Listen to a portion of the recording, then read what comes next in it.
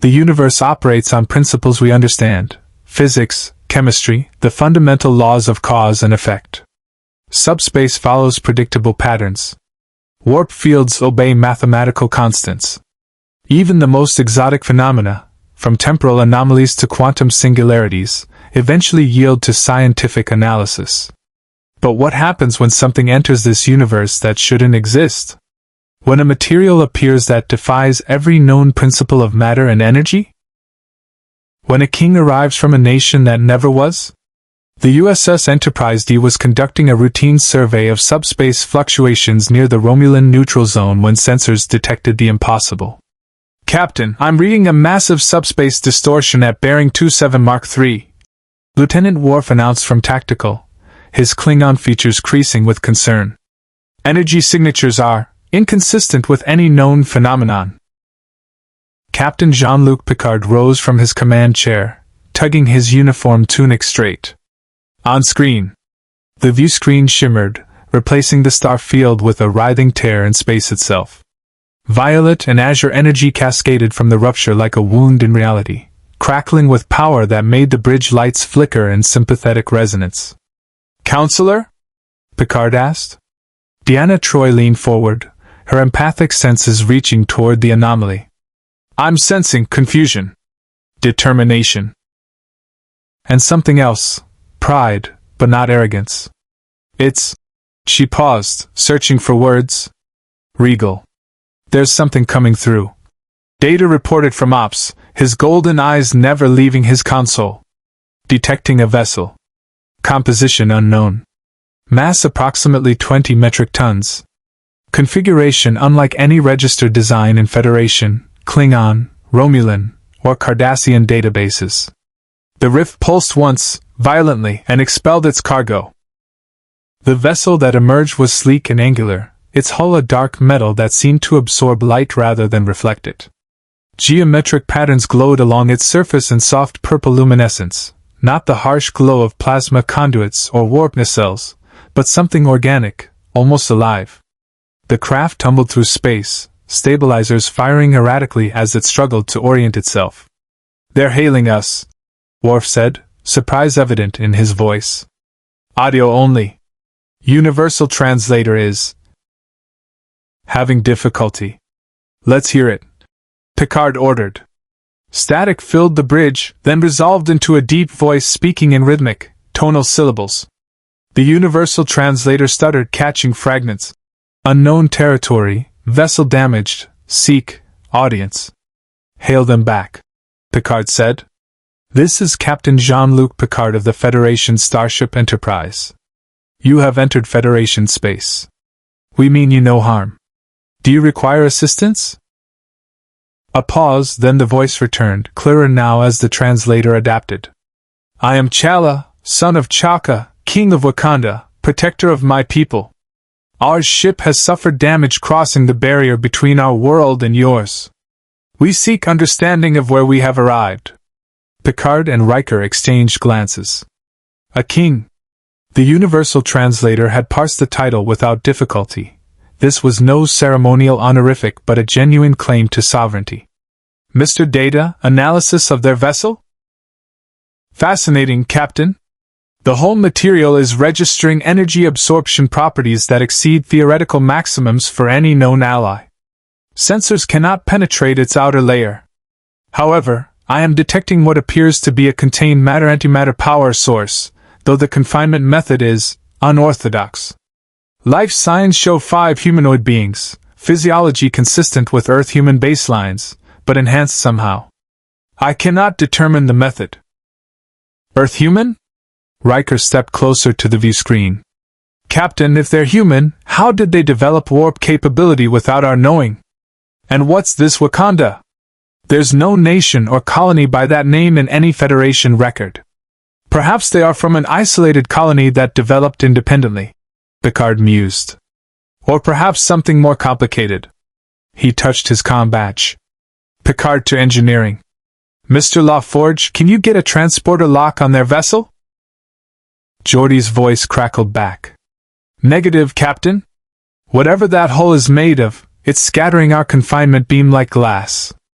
We could bring them aboard if they lower whatever's causing the interference, but I wouldn't recommend trying to force it. Picard nodded. Mr. Chala, your vessel appears damaged. We can offer you refuge aboard the Enterprise while we determine how to assist you. We would need you to lower your shields or deactivate whatever is preventing our transporter from establishing a lock. Another pause, longer this time. Picard imagined a council happening on that small craft, a king consulting with advisors, weighing trust against suspicion. We will lower our outer barrier. Chala's voice finally replied. But know this, Captain Picard, we come in peace, but we are not defenseless. Wakanda does not surrender its secrets easily. Nor would we ask you to, Picard said carefully. We simply offer the hospitality of one space-faring civilization to another. Barriers down, Geordi reported. I've got 5 to beam directly to Transporter Room 3. Security? Picard glanced at Worf, who was already moving toward the turbolift. I'll greet them personally, Number 1. You have the bridge. Yellow alert. Let's extend every courtesy, but remain cautious. Aye, sir. The turbolift descended through the Enterprise's decks, and Picard found himself considering the variables. A king. An unknown material that defied sensors. Humanoid physiology with enhancements. A nation called Wakanda that existed in no database. Either they were from a hidden corner of known space that had somehow escaped detection, unlikely given 2 centuries of Federation exploration, or something far stranger was happening. The doors opened to reveal Transporter Room 3, where Worf stood with 2 security officers, phasers holstered but ready. The transporter chief, a young Balian named Pev, waited at the controls. Energize, Picard ordered. The transporter pad hummed. 5 columns of golden light materialized, resolving into humanoid forms that made even Worf straighten with involuntary respect. The central figure stood tall, well over 6 feet, clad in a suit unlike anything Picard had ever seen. The material was black as deep space, form-fitting but clearly armored, with silver geometric patterns across the chest and arms. A full helmet covered his face, stylized, almost ceremonial, with pointed ears that evoked a great cat. His posture radiated controlled power, every movement precise and economical. Flanking him were 4 others, 2 women in intricate armor of red and silver, carrying staffs that hummed with contained energy, and 2 men in tactical gear, their expressions alert and professional. All of them moved with the fluid grace of warriors who had trained together for years. The central figure reached up and touched his helmet. It retracted seamlessly, folding into the suit's collar through some mechanism Picard couldn't fathom, revealing a strong face with dark skin, intelligent eyes, and a short beard. Chala surveyed the transporter room with the calm assessment of someone accustomed to command. Captain Picard? Chala said, his voice resonant and cultured. I thank you for your hospitality. These are my Dora Milaje, my protectors, and my advisors. We find ourselves far from home in circumstances we do not fully understand. Picard stepped forward, hand extended in the traditional human greeting. Chala clasped it firmly, and Picard felt the strength there, far beyond human normal, yet carefully modulated. Welcome aboard the Enterprise, Your Majesty. We will do everything we can to help you understand what has happened and assist you in returning to your people. Chala's expression remained neutral, but something flickered in his eyes, uncertainty, perhaps, or loss. That may prove more difficult than you imagine, Captain. Tell me, in your Federation's records, is there any mention of a nation on Earth called Wakanda? A land hidden from the world, possessing technology beyond what your civilization has achieved? Picard's mind raced through his knowledge of Earth history. Africa. Ancient civilizations. Colonial periods. First contact in 2063. The formation of United Earth. Nowhere in that timeline was there room for an isolationist nation with technology superior to the Federation's. I'm afraid not, Picard said carefully. But perhaps we should continue this conversation somewhere more comfortable. If you would accompany me to the observation lounge, We can discuss your situation in detail. Chala nodded slowly, then turned to his guards. He spoke in a language the universal translator caught only pieces of, Kosa, perhaps, or something derived from it. And the Dora Milaje lowered their staffs fractionally. As they walked through the corridors toward the turbolift, crew members stopped to stare. It wasn't just Chala's striking appearance, or his companion's obvious martial bearing. It was something more intangible, the way he carried himself, the quiet authority that needed no announcement. In the turbolift, Chala spoke again. Captain, you said we have entered Federation space. I must understand, what year is this? And what planet claims sovereignty over this region? The year is 2367 by the Earth calendar, Picard replied. And the United Federation of Planets is an alliance of over 150 member worlds, dedicated to peaceful exploration and mutual cooperation. No single planet claims sovereignty, but Earth, humanity's homeworld, was a founding member. Chala absorbed this, his expression revealing nothing. And on this Earth, what became of Africa?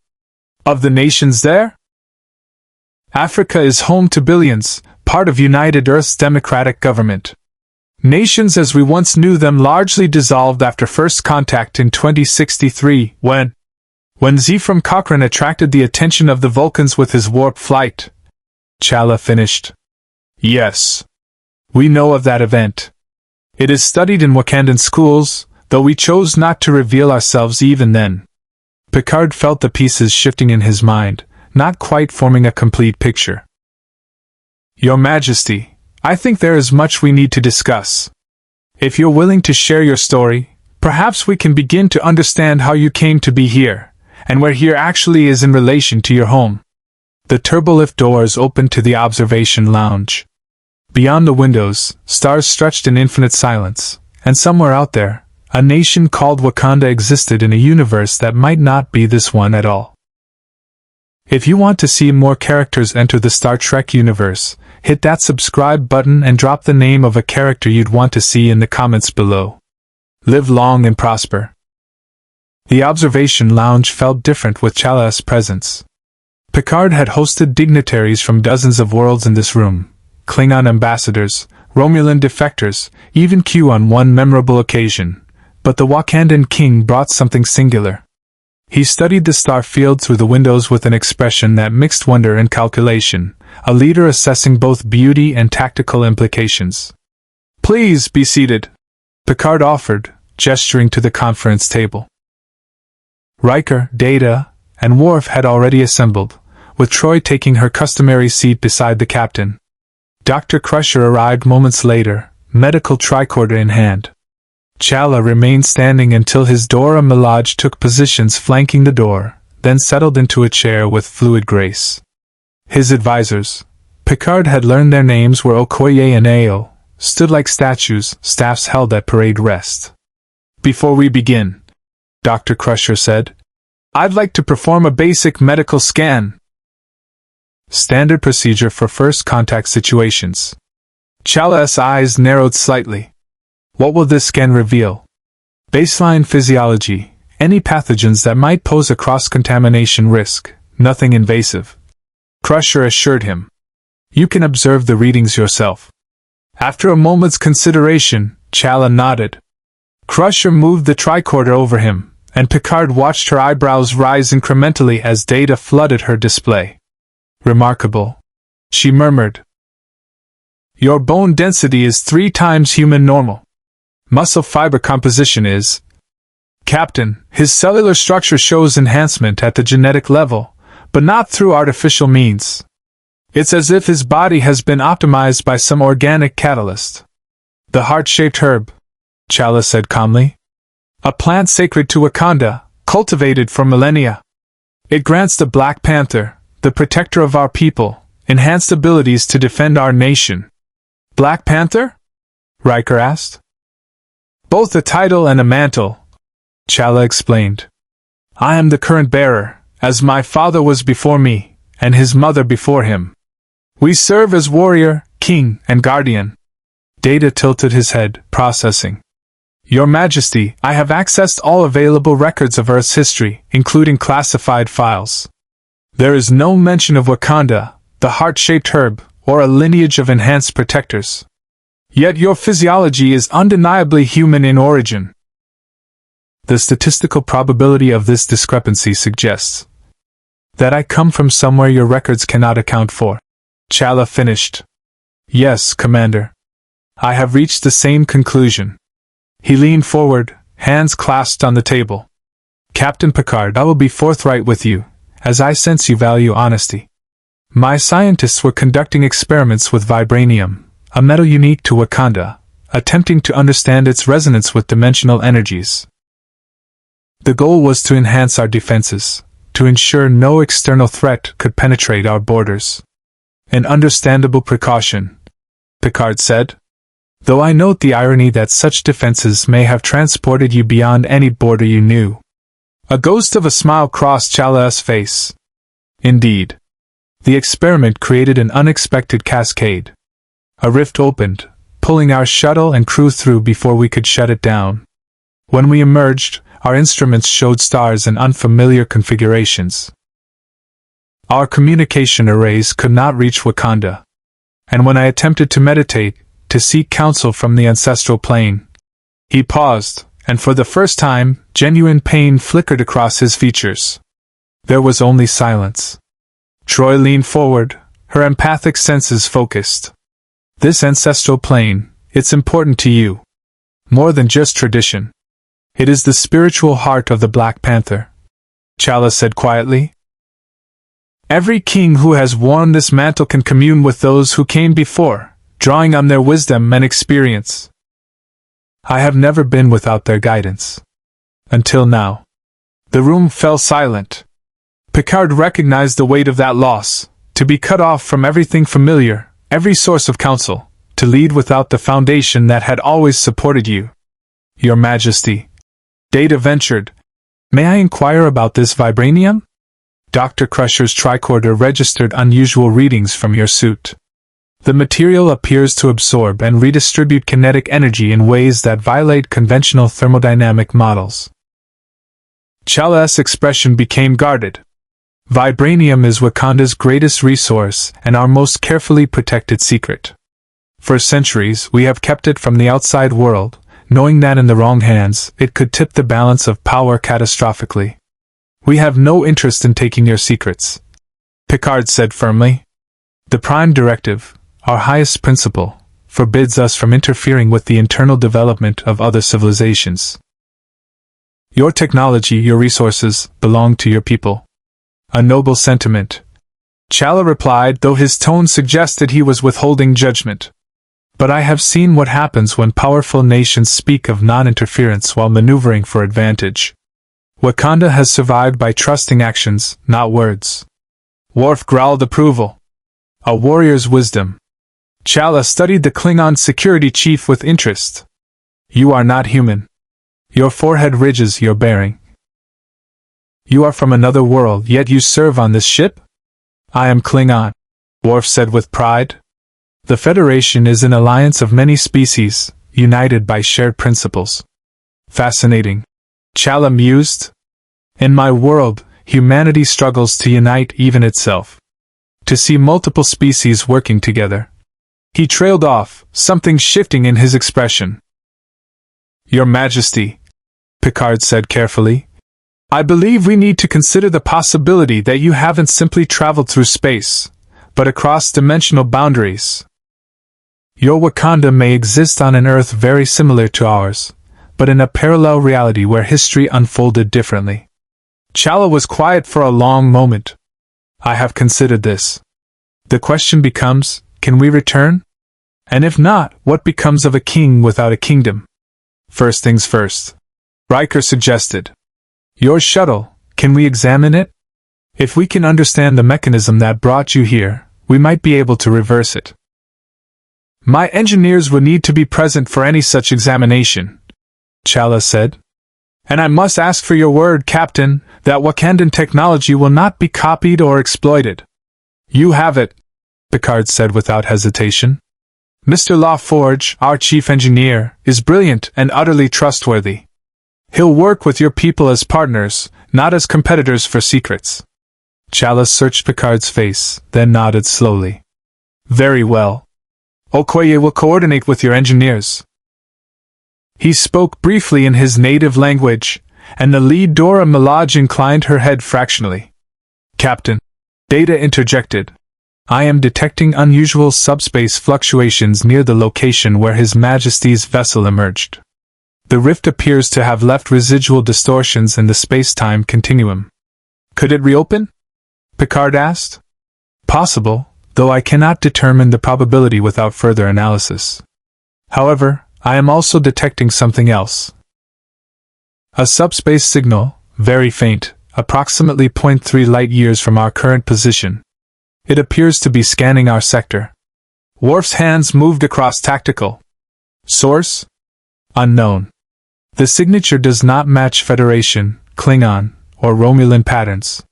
It is actively searching. Chala stood, his hand moving instinctively to his side where, Picard noticed, a small device was attached to his belt. Searching for what? I cannot say with certainty. Data replied.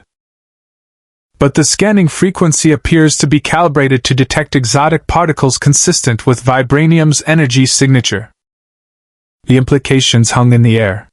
Someone, or something, had detected the rift. And they were looking for what came through. Picard rose. Yellow alert. Mr. Worf, shields up. Maintain scanning. Data, I want continuous monitoring of that signal. He turned to Chala. Your Majesty, it seems your arrival has not gone unnoticed. Until we know who's searching and why, I suggest you and your people remain aboard the Enterprise. Chala's jaw tightened. Captain, if someone threatens my people, I will not hide behind your shields. I'm not suggesting you hide, Picard said. I'm suggesting we face whatever comes together. You're not alone in this anymore. For the first time, Chala's guarded expression softened slightly. Together. That is not a word kings often hear, Captain Picard. In my experience, we stand alone or we fall. Then perhaps, Picard said, it's time for a new experience. The Enterprise's main engineering bay thrummed with controlled energy, warp core pulsing in steady rhythm. Geordi LaForge stood before the Wakandan shuttle, hands on his hips, visor scanning across wavelengths his human eyes had never known. Beside him, two Wakandan engineers, a woman named Shuri and a man called Wabi, examined their vessel's damaged systems with equal fascination and concern. I've never seen anything like this, Geordi admitted, running his tricorder along the hull. The molecular structure it's like the metal is alive somehow.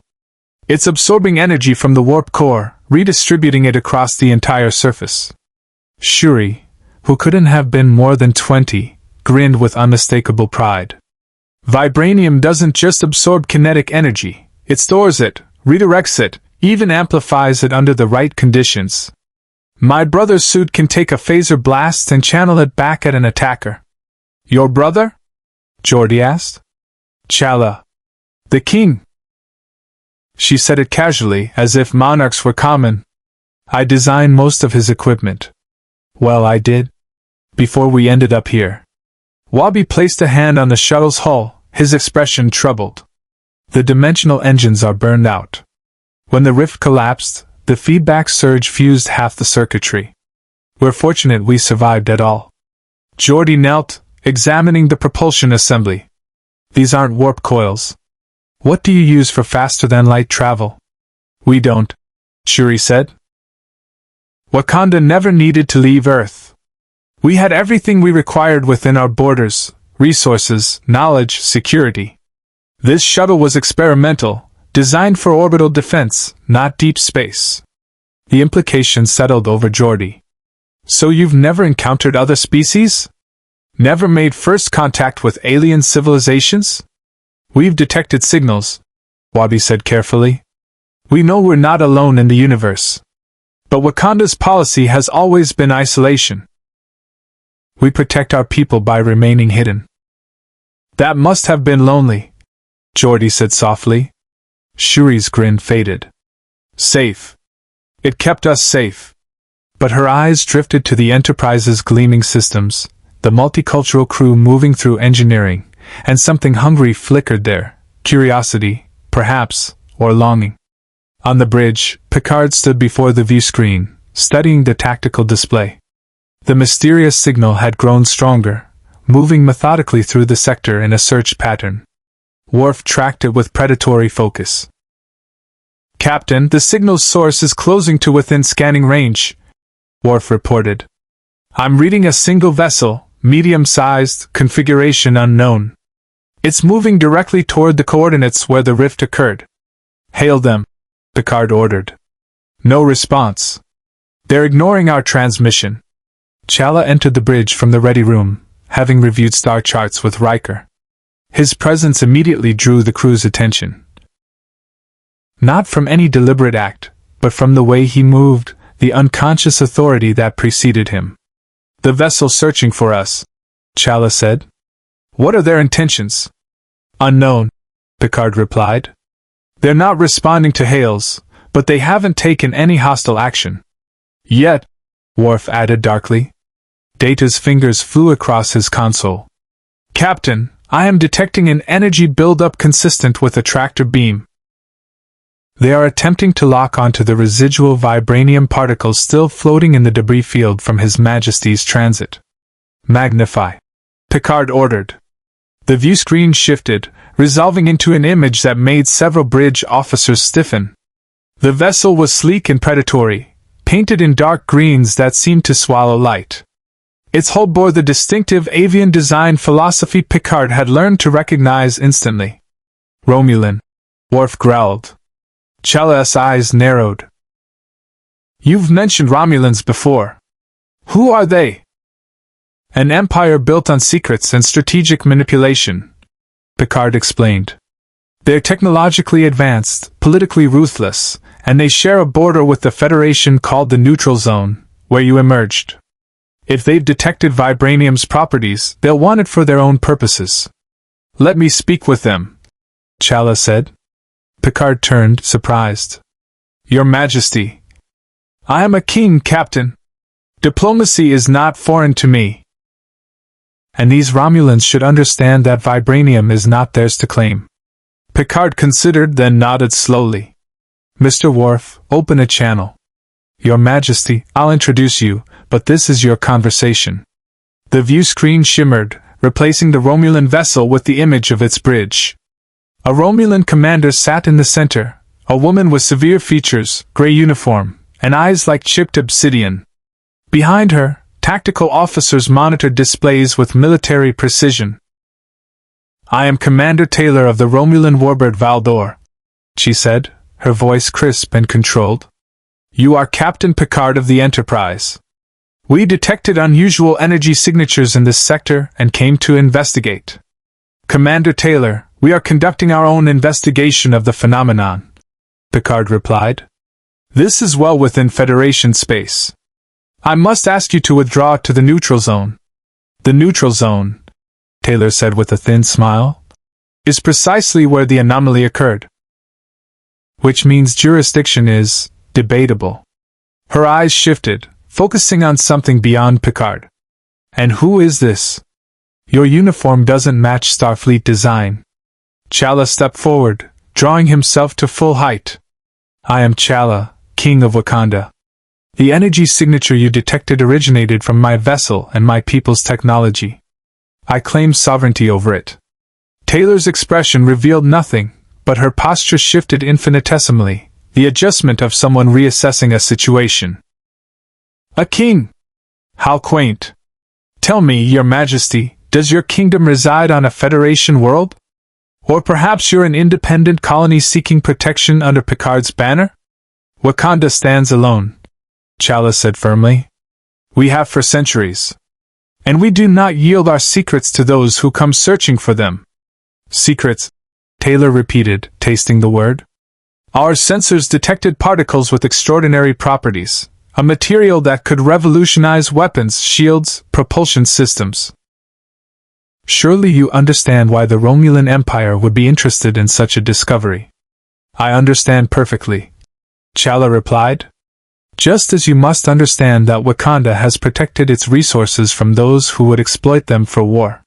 You will not be the first to fail in that ambition, Commander. You will simply be the most recent. Something dangerous flickered in Taylor's eyes. Bold words for someone far from home, commanding no fleet, possessing no territory in this region of space. I command myself, Chala said quietly. And I possess the knowledge of my people. That is sufficient. Picard intervened smoothly.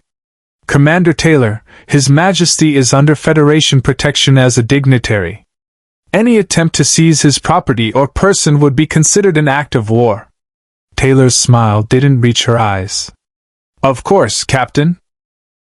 The Romulan Empire has no desire for conflict. She paused. At this time. However, I feel compelled to note that materials of such significant strategic value have a way of attracting interest from multiple parties. The Federation may offer protection, but borders are porous. Loyalties shift. Accidents happen. The screen went dark. Threat assessment. Picard said immediately. The Valdor is holding position at the edge of sensor range. Worf reported. Weapons powered down, but shields are active. They're watching us. Chala's jaw tightened. In my world, when rival nations posture like this, it ends in bloodshed or betrayal. Sometimes both. The Romulans excel at patience, Picard said. They'll observe, gather intelligence, probe for weaknesses. Then they'll strike when we least expect it. Then we must ensure they find no weaknesses, Chala said. He turned to Picard, and for the first time, the captain saw genuine respect in the king's eyes. You defended my sovereignty without hesitation.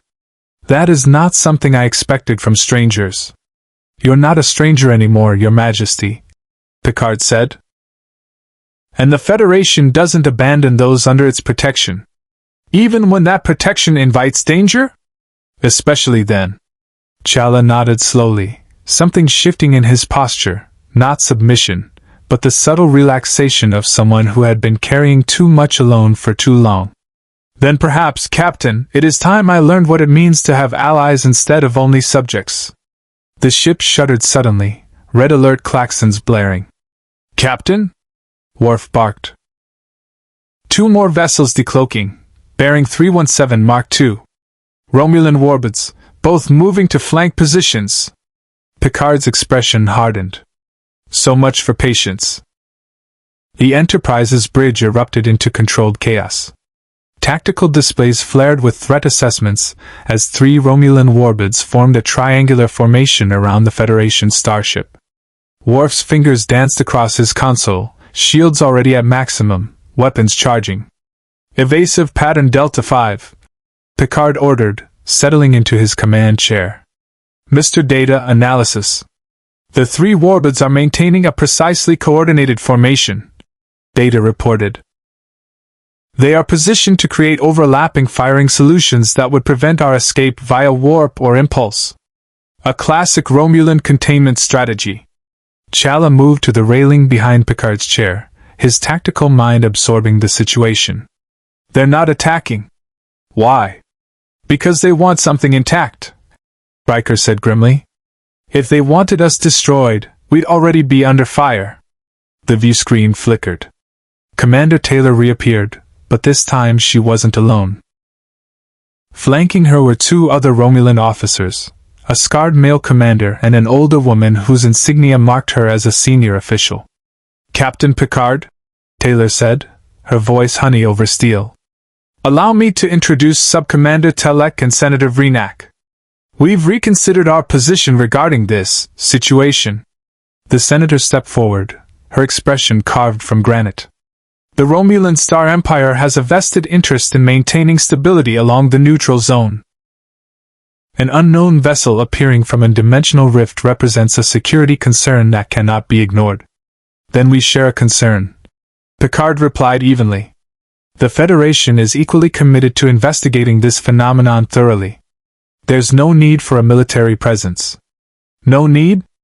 Renak's laugh was bitter. You shelter a king who possesses technology our sensors can barely analyze. A material that absorbs energy beyond any known capacity. And you expect us to simply withdraw and trust that such power won't be weaponized against the Empire? Chala stepped into Taylor's view. Senator, I have no interest in your conflicts. I seek only to return to my people. A convenient claim, Telek said, his scarred face twisting. Yet you arrived at the most strategically sensitive border in the quadrant, carrying materials that could shift the balance of power. Forgive us for questioning the coincidence. It was no coincidence, Chala said. It was an accident. One I intend to correct. Renak's eyes gleamed. Then perhaps we can help. The Romulan Science Academy has extensive experience with spatial anomalies. We could analyze your vessel, determine the exact nature of the rift, and assist in reopening it. For a price. Let me guess, Picard interjected. Samples of vibranium. Detailed schematics. Technology transfers. Merely reasonable compensation for our expertise, Renak replied. Unless you believe the Federation alone possesses the capability to help our displaced king? The trap was elegant. Refuse, and the Romulans could claim the Federation was holding Chala against his will. Accept, and Wakandan technology would fall into Romulan hands. Picard felt the weight of Chala's gaze on him, the king evaluating how this new ally would navigate impossible choices. Your offer is noted, Picard said carefully. However, His Majesty's decisions regarding his technology are his own. We won't negotiate on his behalf. Then let him negotiate, Renak said, turning her full attention to Chala. Your Majesty, you seem like a pragmatic ruler. Surely you understand that in this universe, power respects power. The Federation speaks of principles and prime directives, but principles don't return kings to their kingdoms. Results do. Chala was silent for a long moment. Picard could almost see the calculations running behind those intelligent eyes. The temptation of a solution weighed against the cost. Senator, Chala finally said, in my experience, those who demand payment before rendering aid are rarely interested in the aid itself. You don't want to help me return home. You want vibranium. And I have not protected my people for years by trading their future for my convenience. Renak's expression hardened. Then you choose to remain the Federation's guest indefinitely? I choose to trust those who have earned it, Chala replied. Captain Picard has asked nothing of me except honesty. You've asked for everything before proving your value. The Romulan senator's jaw tightened. A mistake, Your Majesty. One you'll have time to reconsider while you're stranded in a universe not your own. The transmission cut abruptly. Sir, the warbuds are powering weapons, Worf announced. There. He paused, confusion crossing his features. They're firing on the debris field. Disruptors set to maximum dispersion. On the view screen, emerald energy lanced out from the Romulan vessels, vaporizing the scattered vibranium particles left from Chala's arrival. Each shot was precise, methodical, destroying evidence. They're eliminating the samples, Data observed. If they cannot possess vibranium, they are ensuring no one else can study it either. Petty, Riker muttered. Strategic, Chala corrected. They've sent a message, cooperate, or they'll make certain my only path home disappears entirely. His hands clenched. In Wakanda, we would call this an act of war. Here, we call it a Tuesday dealing with Romulans, Picard said dryly. Mr. LaForge, what's the status of analyzing the Wakandan shuttle? Geordi's voice came through the comm. Captain, we've made some progress. The dimensional engines operated on principles that interact with subspace in ways our warp technology doesn't touch. Shuri thinks if we can generate a resonance cascade using the Enterprise's deflector array, we might be able to create a temporary bridge back to their universe. How temporary? Picard asked. Minutes, maybe less. And there's no guarantee it'll be stable enough for transit. We'd need to run simulations, and even then. An explosion rocked the ship. Red alert, Klaxon screamed. Direct hit to starboard shields! Worf barked. The Valdor fired on us! Return fire, photon torpedoes, targeted on their weapons array, Picard ordered. Hail them! Taylor's face reappeared, composed despite the act of war she just committed. A warning shot, Captain! Our patience has limits. Surrender the Wakandan vessel and its occupants for diplomatic processing, or we will interpret your continued sheltering of them as a hostile act. You just fired on a Federation starship, Riker said incredulously. That's already a hostile act. A misunderstanding, Taylor said smoothly. One that will be noted in our official report as a defensive measure against a vessel harboring unknown and potentially dangerous materials. Your move, Captain. Chala's voice cut through the tension like a blade. Captain Picard, I will not allow others to die for my sake. If these Romulans want me, I will face them. Absolutely not, Picard said firmly. It's not your choice, Chala replied. I am a king, not a subject. And kings do not hide while others fight their battles. You're also a guest, Picard countered, which makes you my responsibility. We don't surrender guests to anyone, especially not to those who open diplomatic conversations with weapons fire. On the view screen, Taylor's expression shifted, something almost like respect flickering across her features. How noble, Captain. But nobility is a luxury you can't afford. You're outnumbered 3-1. Your shields are already weakened. And we have orders to secure that technology by any means necessary. Then you'll have to go through the Enterprise, Picard said quietly. And I promise you, Senator Vreenak will not appreciate the cost. Taylor's smile was predatory. We'll see. The screen went dark. Chala stepped beside Picard's chair. Captain, in Wakanda we have a saying, the king stands at the front of the army, not behind it. I cannot ask you to. You're not asking, Picard interrupted. I'm choosing. There's a difference. He stood, tugging his uniform straight. Mr. Worf, prepare to engage. Target their weapons and propulsion only. We're not looking to start a war, just end this confrontation. Mr. Data, begin calculating escape vectors. If this goes badly, I want options. Sir, Data said. I should note that the Romulans are transmitting heavily encrypted subspace messages. They may be calling for reinforcements. Then we'd better resolve this quickly. Picard turned to Chala. Your Majesty, I suggest you return to your people and prepare them. If we need to evacuate to the shuttle bay, I want you ready to move. Chala met his gaze, and something passed between them. Understanding, perhaps, or the beginning of trust. As you say, Captain? But know this, if your ship is threatened, the Black Panther does not run. Noted, Picard said.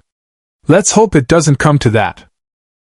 The Enterprise's shields flared as disruptor fire hammered against them, green energy cascading across the deflector grid in rhythmic pulses. The warbirds moved with practiced coordination, each vessel firing in sequence to prevent the shields from regenerating fully between strikes.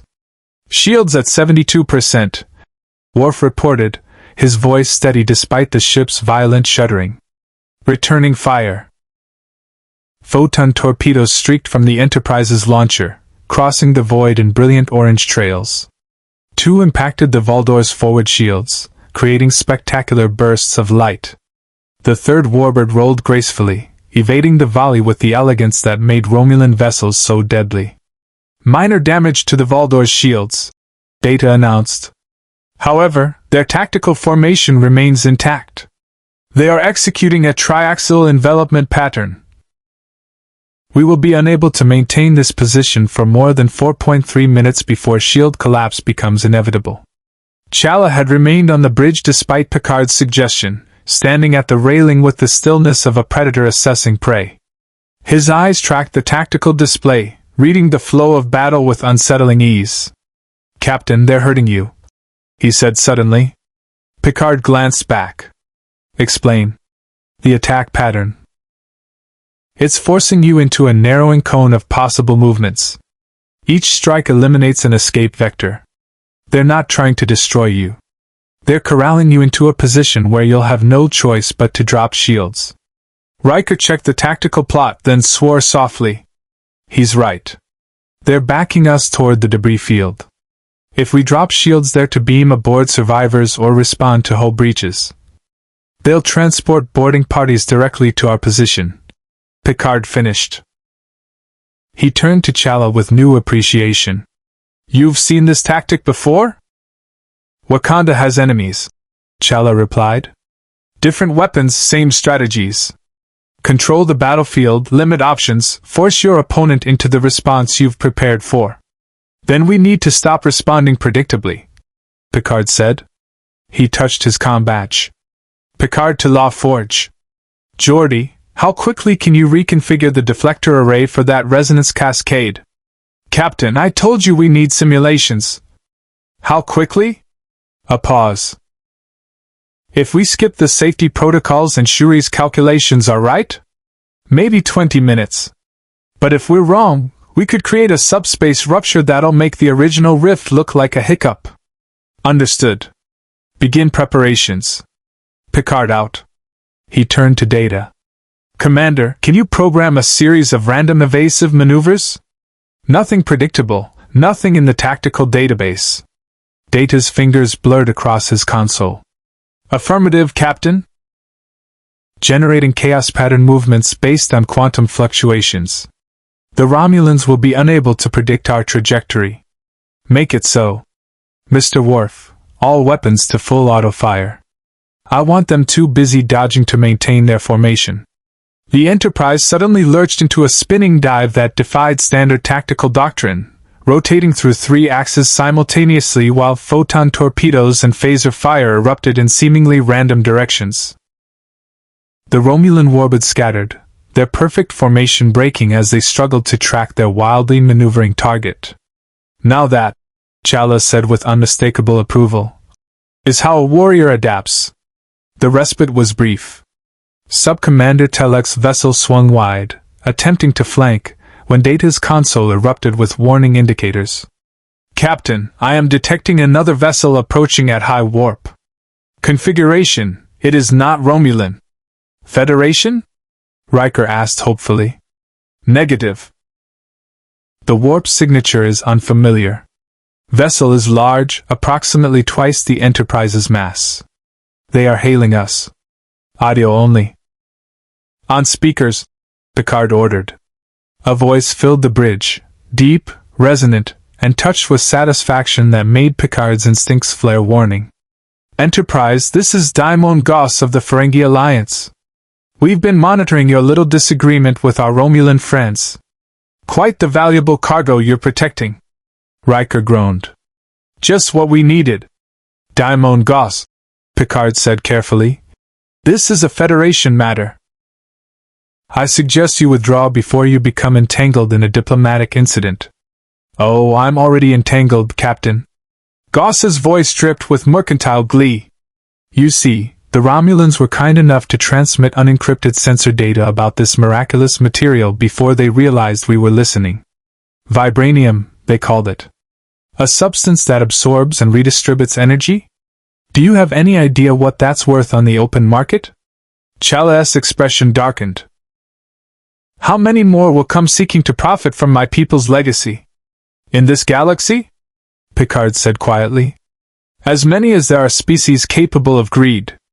The Ferengi vessel materialized on the view screen, a bulbous, asymmetrical craft bristling with sensor arrays. It positioned itself equidistant from both the Enterprise and the Romulan formation, weapons powered down but shields active. I'm here to make everyone an offer, Goss continued. King Chala. And yes, we know who you are now. Your biometric data is quite distinctive. The Ferengi Alliance can provide you resources to return home. Ships, technology, dilithium, whatever you need. All we ask is a modest commission. Say 30% of your vibranium reserves? 30%. Chala repeated, his voice dangerously soft. You want nearly a third of my nation's most sacred resource in exchange for what? Transport? Technology one could acquire elsewhere? Ah, but could you acquire it before the Romulans acquire you? Goss countered. Time is latinum, your majesty. Every moment you spend negotiating is a moment those warbids are calculating how to take what they want by force. The 34th rule of acquisition. Data noted. War is good for business. Followed closely by the 35th rule. Riker added grimly. Peace is good for business. The Ferengi profit either way. On the view screen, Commander Taylor's face reappeared, splitting the display with the Ferengi vessel. How typical. The moment something valuable appears, the Ferengi arrive like scavengers at a carcass. Better a scavenger than a thief, Commander, Goss replied cheerfully. At least we negotiate before we take. Captain Picard? Breenak's voice cut through, the senator's face replacing Taylor's. I'm prepared to make a final offer. Surrender Chala and his vessel for diplomatic processing. In exchange, we'll provide safe passage for the Enterprise back to Federation space and guarantee no further incidents along the neutral zone for 6 months. And if I refuse? Then we will be forced to assume you're actively weaponizing unknown technology in preparation for conflict with the Empire. The consequences will be severe. Chala stepped forward, his patience clearly exhausted. Enough. All of you, Romulans, Ferengi, whoever else is listening to these transmissions. Hear me clearly. Vibranium is not for sale. It is not for trade. It is not yours to analyze, weaponize, or profit from. It belongs to Wakanda, and Wakanda alone. Brave words, Goss said. But bravery doesn't generate revenue. The 109th rule. I don't care about your rules. Chala's voice cracked like thunder. In my world I have protected my people from colonizers, from corporations, from every nation that looked at Wakanda and saw only resources to exploit. I will not allow that legacy to end here, in a universe not my own, surrendering to the first opportunists who arrive with ships and threats. The bridge fell silent. Even through the view screen, Chala's presence was commanding, a king who had clearly faced this battle before and refused to yield. Picard felt something shift in the moment, a crystallization of purpose. Your Majesty, he said quietly, you asked earlier what it means to have allies. It means you don't face these battles alone anymore. He turned to the view screen, addressing all parties. The Federation's position is clear. His Majesty Chala and his people are under our protection. Any attempt to seize them, their vessel, or their technology will be considered an act of war. Damon Goss, your offer is rejected. Senator Vreenak, your ultimatum is rejected. This conversation is over. You're making a mistake, Picard. Vreenak warned. Perhaps. But it's my mistake to make. Taylor's voice carried a hint of something almost like regret. Then we have no choice but to. Wait. It was Goss. Before anyone does anything irreversible, I feel obligated to point out that a fourth vessel is approaching. And this one, well, this one is going to complicate matters significantly. Data's console screamed warning. Captain? Vessel decloaking directly astern, distance 200,000 kilometers. Configuration. His voice actually hesitated. It is a Klingon bird of prey. They are powering weapons and hailing us. The view screen filled with a new face, a Klingon warrior with elaborate forehead ridges, scarred features, and eyes that burned with barely contained fury. I am Commander Koloth. The Klingon growled. And I have come to claim this warrior king for the Empire. The bridge atmosphere shifted instantly. 4 major powers, Federation, Romulan, Ferengi, and Klingon, all converging on a single point in space, all with conflicting agendas. Picard had navigated tense diplomatic situations before, but this was rapidly escalating beyond negotiation into something far more volatile. Commander Koloth, Picard said, keeping his voice level. This is Federation space. Your presence here violates treaty agreements. Kolotha's laugh was harsh. Treaties. The Federation hides behind words while warriors walk among you unrecognized. His gaze shifted, finding Chala on the bridge. You. I watched your confrontation with the Romulans. You speak of protection, of defending your people from those who would exploit them. These are the words of a Klingon. Chala met the Klingon's stare without flinching. I am not Klingon. I am Wakandan. Labels. Koloth dismissed with a wave. What matters is what burns in your heart. You are a warrior who leads. A king who fights his own battles. The Klingon Empire respects strength.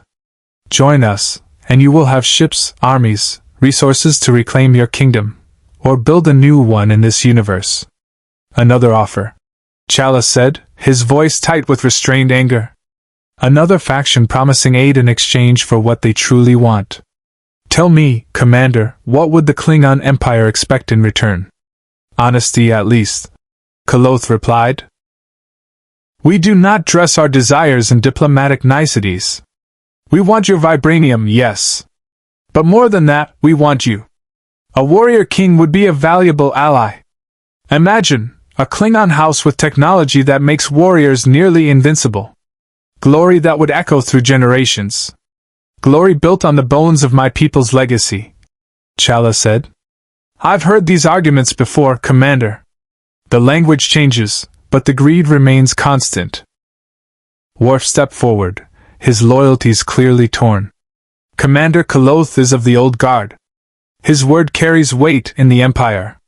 If he offers alliance, he offers servitude dressed as partnership. Chala interrupted, not unkindly. I respect your people, Lieutenant Worf. Your dedication to honor your warrior culture, these are not foreign to Wakanda. But I will not trade one form of dependence for another. Kolotha's eyes narrowed. You reject the Empire? I reject all empires, Chala said simply. That is what Wakanda has always stood for. The Klingon's hand moved to the decayed tog blade at his belt. Then you reject honor itself. I challenge you, Chala of Wakanda. Single combat. If you win, the Klingon Empire withdraws and acknowledges your sovereignty. If I win, you join my house and share your technology freely. Commander Koloth, this is highly irregular, Picard began. This is Klingon tradition, Koloth roared. The right of challenge is sacred.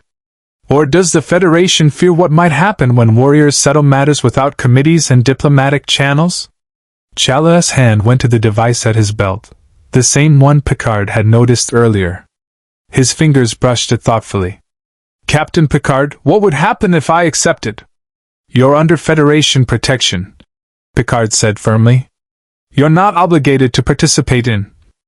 I'm asking what would happen, not whether I should. Chala's gaze remained on Koloth. If I fight him and win, would the Klingon Empire truly honor that outcome? Worf spoke, his voice heavy with cultural authority.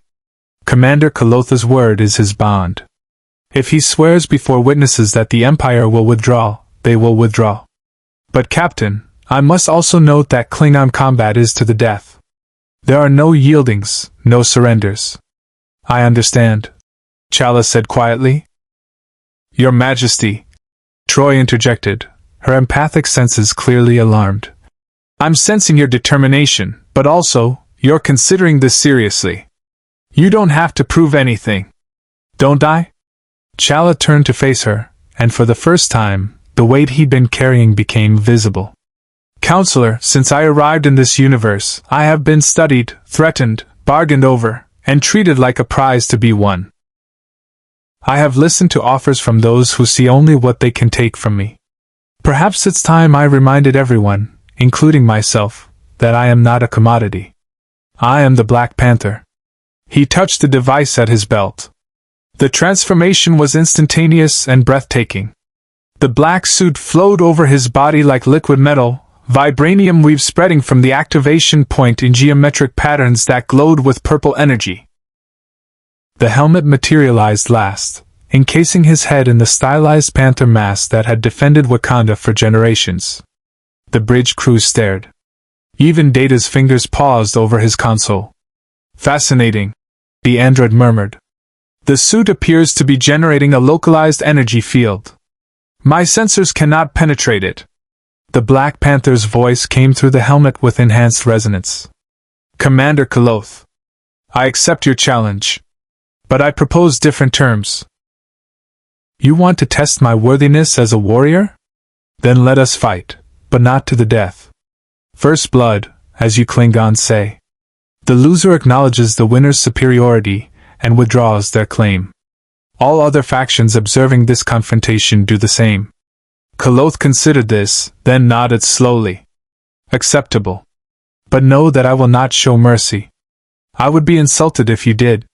Picard stepped between them, his command presence filling the bridge. If this is happening, it happens under controlled conditions. We'll transport both of you to the cargo bay. Dr. Crusher will stand by.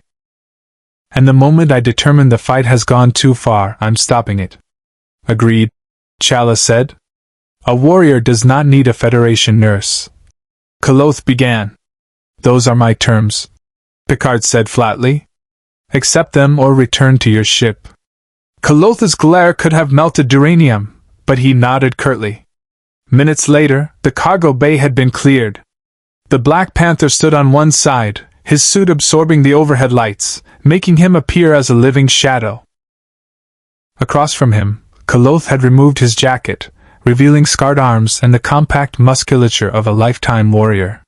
He drew his DK tog, the blade gleaming under the lights. The senior staff watched from the observation gallery. Riker stood with arms crossed, jaw tight. Worf's expression was unreadable, caught between cultural pride and concern. Troy's hands gripped the railing, her empathic senses clearly overwhelmed by the emotions radiating from below.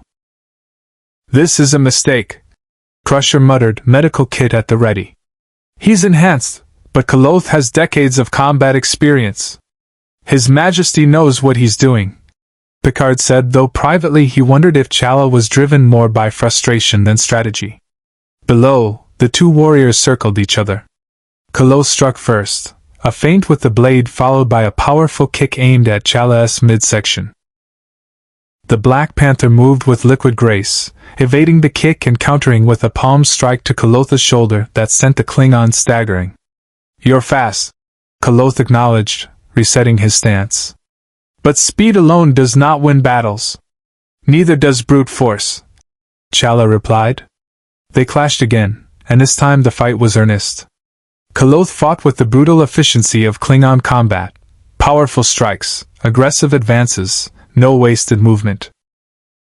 The Black Panther moved differently, incorporating acrobatic dodges, redirecting force rather than meeting it head-on, striking pressure points with surgical precision. The vibranium suit absorbed impacts that would have broken bones. When Koloth's blade scraped across Chala's forearm, the kinetic energy was captured, stored, waiting. Your armor is impressive, Koloth growled, pressing the attack. But it makes you lazy. You rely on protection instead of skill. Chala's response was to shed the helmet, letting it retract. His face was calm, focused. You want to see skill? Then let's make this fair. He was giving Koloth a target. Picard tensed, ready to intervene. Koloth roared and lunged, blade aimed at Chala's exposed throat. The Black Panther twisted, impossibly fast, catching the Klingon's wrist and using his own momentum to flip him. Koloth landed hard but rolled, coming up ready. Only to find Chala's claws at his throat, the energized tips humming millimeters from his skin.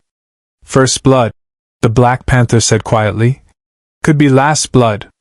I choose not to make it so. Koloth froze, then slowly lowered his weapon. A grin spread across his scarred face. You fight with honor and mercy. Rare combination. I acknowledge your superiority, Chala of Wakanda.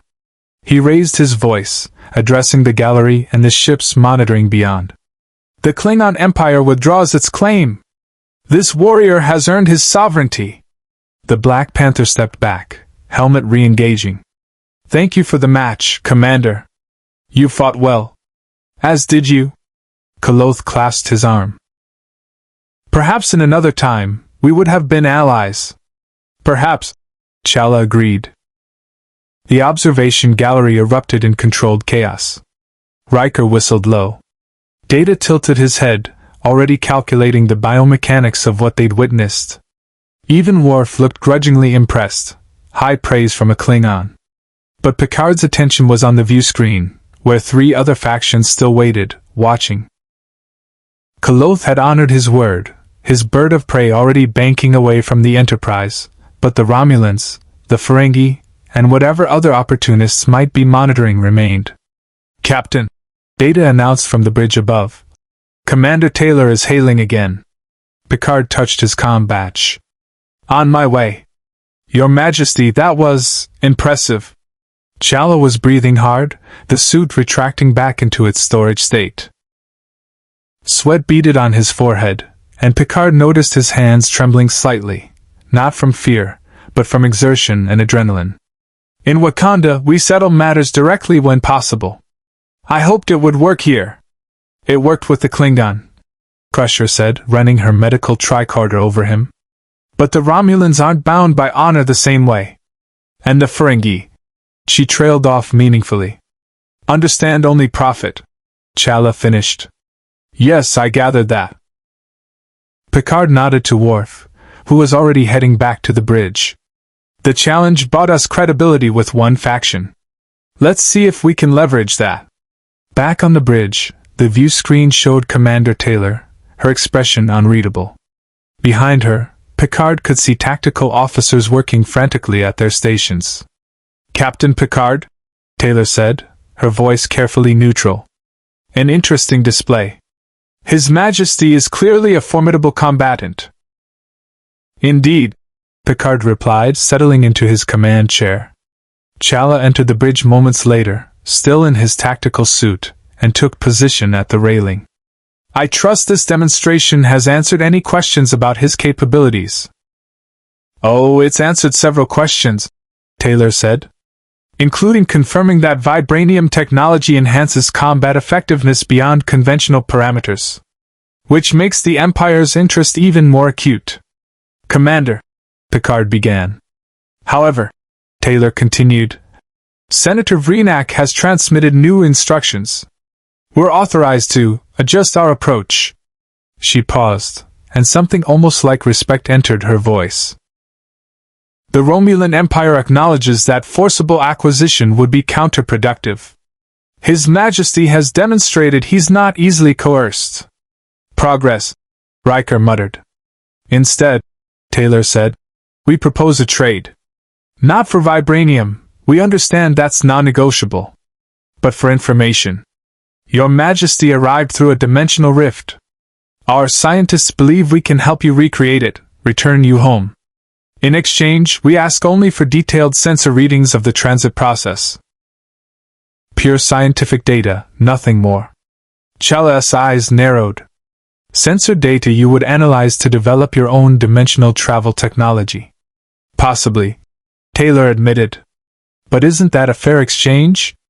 We help you return home, we advance our understanding of subspace mechanics. No one loses, everyone gains." It was a clever offer. Picard had to admit, the Romulans had shifted from threats to logic, from coercion to cooperation. "Almost."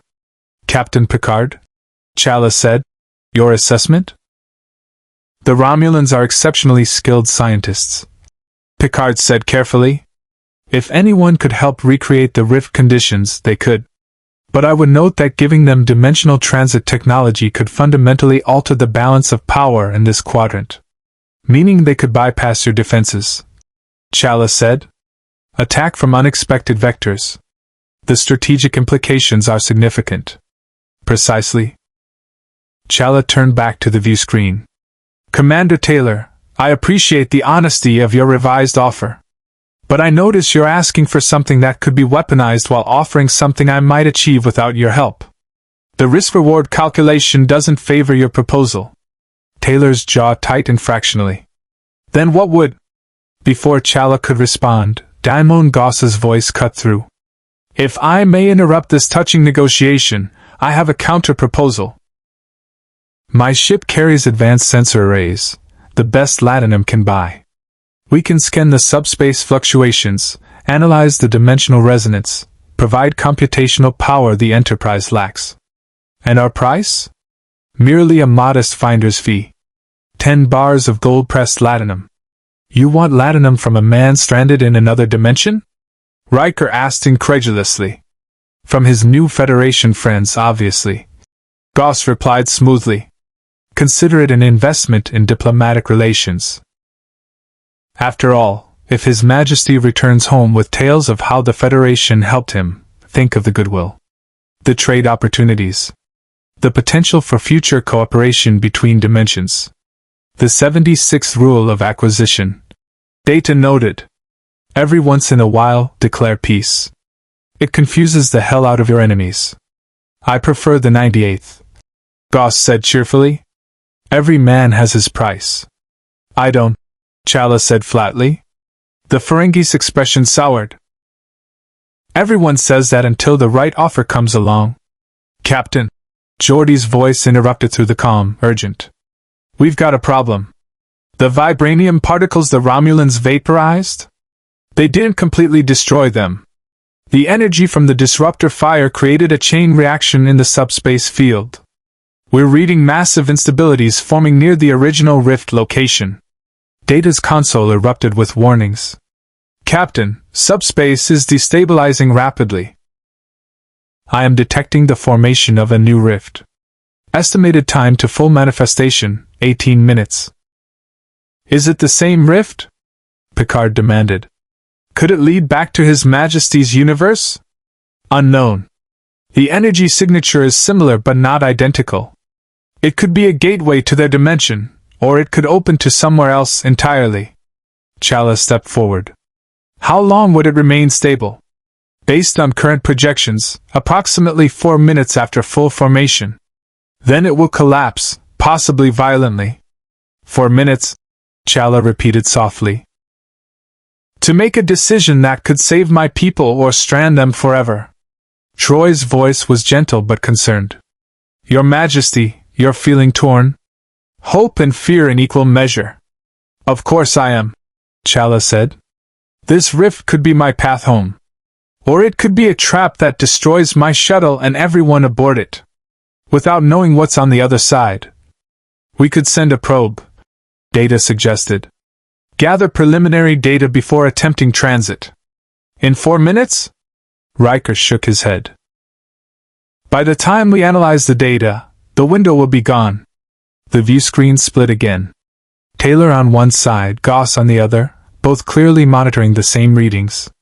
Opportunity is fleeting, Your Majesty, Goss said. My ship could escort you through. For a reduced fee, given the circumstances. Or the Romulan science vessel we've placed on standby could provide support, Taylor offered. Our sensors are more advanced than Ferengi commercial arrays. Everyone wants to help, Chala said, his voice edged with bitter humor. Strange how assistance appears only when there's something to gain from it.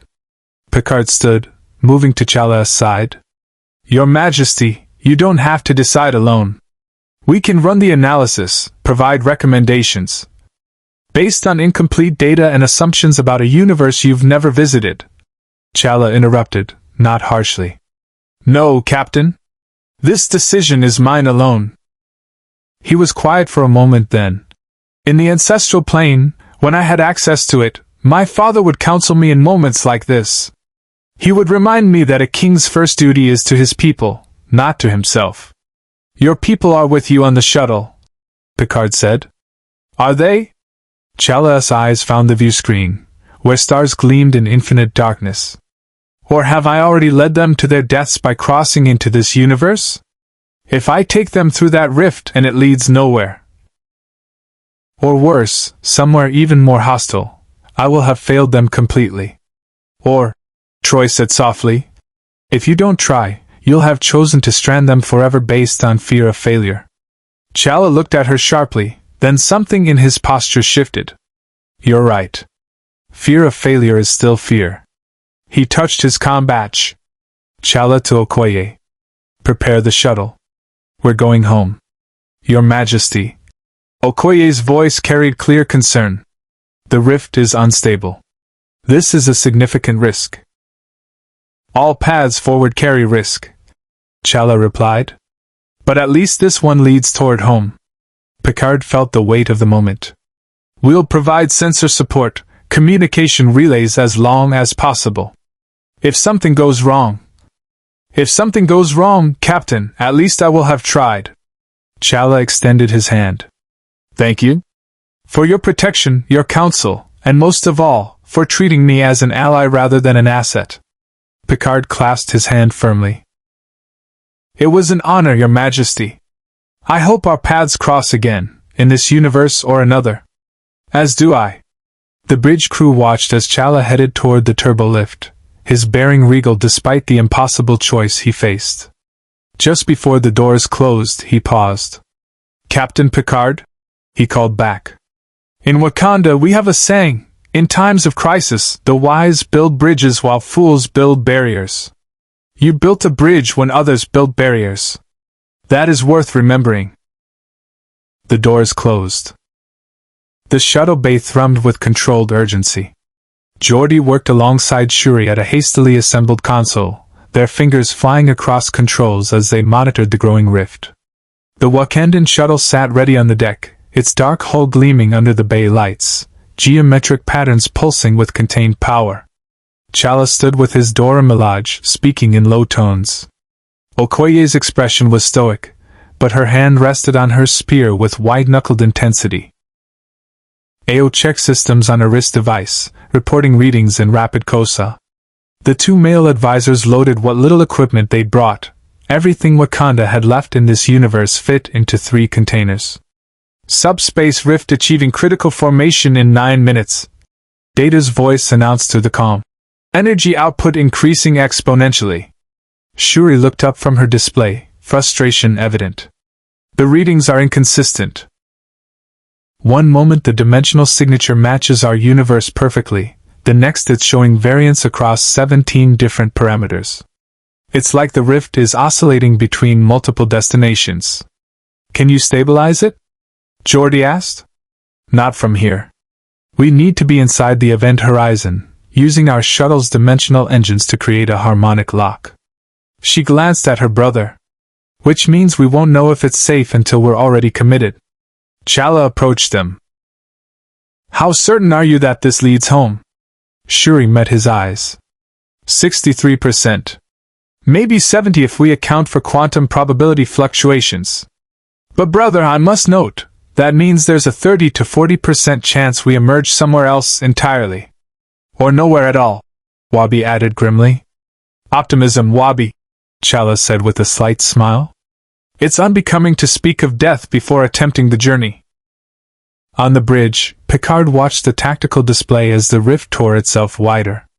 It was beautiful in a terrible way, violet and crimson energies spiraling around a point of absolute darkness, space-time folding like fabric around a drain.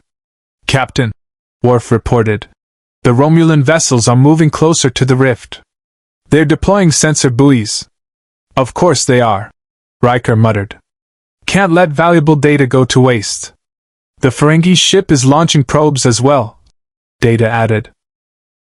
It appears both factions intend to gather as much information as possible regardless of the outcome. Picard's jaw tightened. Even now, watching Chala risk everything for his people, the vultures circled for scraps of knowledge to exploit. Mr. Worf, if either faction interferes with the shuttle's transit, you have authorization to disable their vessels. Gladly, sir. In the shuttle bay, Chala turned to Geordi. Commander LaForge, you've been generous with your time and expertise. I want you to know, if Wakanda had encountered your Federation under different circumstances, without the complications of dimensional travel and predatory neighbors, I believe we might have found common ground. Geordi adjusted his visor, which Picard knew was his tell when emotion threatened to surface. Your Majesty, in the short time you've been here, you've shown us what it means to lead with principle. That's worth more than any technology trade. Well said. Chala paused. Although I confess, I am curious about your visor. Wakandan technology is advanced, but we've never developed anything quite like that. It lets me see across the electromagnetic spectrum, Geordi explained. Infrared, ultraviolet, everything between. The world looks different through these eyes. All technology lets us see the world differently, Chala replied. The question is whether we use that vision to help or to dominate. I trust you use yours wisely. Shuri interrupted, urgency in her voice. Brother, rift formation is accelerating. We need to move now, or the window closes. The Wakandan crew boarded quickly, practiced and efficient. Chala was the last to enter, pausing at the shuttle ramp. He activated his suit's helmet one final time, the Black Panther mask sliding into place, then removed it again, a gesture of respect. Wakanda forever, he said quietly. The ramp sealed. On the bridge, Picard watched the shuttle lift smoothly, maneuvering thrusters firing in precise bursts. Open a channel. Channel opened, sir, Worf confirmed. Your Majesty, you're cleared for departure. May fortune favor your journey. Chala's voice came through, steady despite the circumstances. Thank you, Captain? For everything. A pause. And Captain? If by some chance this doesn't work, if we don't make it through. I want it known that the Black Panther faced his end protecting his people. There is no greater honor. You'll make it, Picard said, though he had no way to guarantee it. Safe travels, Your Majesty. The shuttle accelerated toward the bay doors, which opened to reveal the maelstrom beyond. The rift had grown massive, easily a kilometer across, pulsing with energy that made the Enterprise's shields flicker in sympathetic resonance. Rift achieving critical stability in 30 seconds, Data announced. Recommend shuttle enters at precise moment of peak coherence for optimal transit probability. The Wakandan shuttle held position, engines idling, waiting. Around it, Romulan sensor buoys maintained careful distance, recording every fluctuation. The Ferengi vessel had deployed a small fleet of probes, maximizing their data collection. Energy signature stabilizing, Data reported. Dimensional variance decreasing. This is as stable as it will become. Now or never, Riker said quietly. The shuttle's engines flared brilliantly. It shot forward, accelerating to impulse speed in seconds, racing toward the rift's event horizon. The dark hull reflected none of the chaotic energies swirling around it, vibranium absorbing, calculating, redistributing the forces that buffeted it. They're at the threshold, Data said. Transit in 5, 4, 3. The shuttle touched the event horizon and the universe screamed. Energy exploded outward in a shockwave that sent the Enterprise rocking, shields flaring to maximum as exotic particles cascaded across the deflector grid. Alarms shrieked. The Romulan buoys simply vaporized. 2 Ferengi probes survived, spinning wildly through space, their sensor arrays overloaded. When the light cleared, the rift was collapsing, folding in on itself like a dying star. And the shuttle was gone. Sensor contact lost, Worf reported. The shuttle has entered the rift. Can we track them? Picard demanded. Negative, sir. Our sensors cannot penetrate dimensional barriers. The bridge fell silent, all eyes on the view screen as the rift continued its violent collapse. Seconds crawled past. 10. 20. 30. The rift is destabilizing, Data announced. Collapse is imminent. Come on, Geordi whispered through the comm from engineering. Come on, make it through. The rift pulsed once, violently, and for just an instant, less than a second. It flared with brilliant purple light that matched the geometric patterns on Chala's suit. Then it collapsed completely, snapping shut like a closing eye, leaving nothing but empty space and fading energy signatures. Rift has collapsed, Data confirmed. Subspace has returned to normal parameters. Any sign of the shuttle? Picard asked, though he already knew the answer. None, sir. They are either safely in their home dimension or lost between dimensions, Riker finished. Troy's voice was soft. I felt something just before the collapse. Determination. Relief. And hope. You believe they made it? Picard asked. I believe they faced their fate on their own terms, Troy replied. For a king, perhaps that's the same thing. The view screen shifted as Taylor's face appeared, her expression carefully neutral. An interesting conclusion to an unusual situation, Captain. Our sensor data was largely destroyed, but we did capture some readings during the final moments. As did we. Daimon Goss added, his face appearing in split screen. Though I must say, risking everything on a 60% probability seems fiscally irresponsible. He wasn't making a fiscal decision, Picard said quietly. He was making a moral one. The kind that can't be calculated in latinum or strategic advantage. Taylor was quiet for a moment. Perhaps. In any case, the situation has resolved itself. The Romulan Empire withdraws. Commander Taylor out. Goss shrugged. No profit in lingering. Daimon Goss out. The view screens went dark. Picard sat slowly, feeling the weight of uncertainty. They would never know if Chala made it home. If the Black Panther stood once again in Wakanda, or if he and his people drifted eternally between realities, lost to both universes. Captain, Data said, breaking the silence. I should note that during the shuttle's final transit, my sensors detected a brief quantum entanglement between His Majesty's suit and the Enterprise's computer core. The connection lasted only 0.03 seconds. What kind of entanglement? Picard asked. A data packet. Extremely compressed, encrypted with algorithms I cannot immediately decode. It appears to be a message. From Chala? Presumably. Though I cannot access the contents without the encryption key. Picard stood, moving to Data's station. Keep working on it, Commander. If His Majesty left us something, I want to know what it is.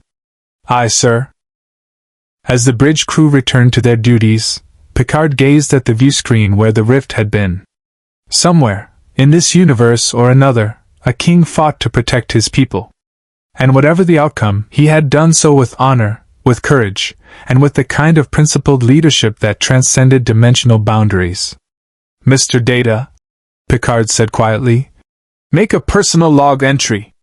Regarding our encounter with His Majesty Chala, the Black Panther of Wakanda. Recording, sir.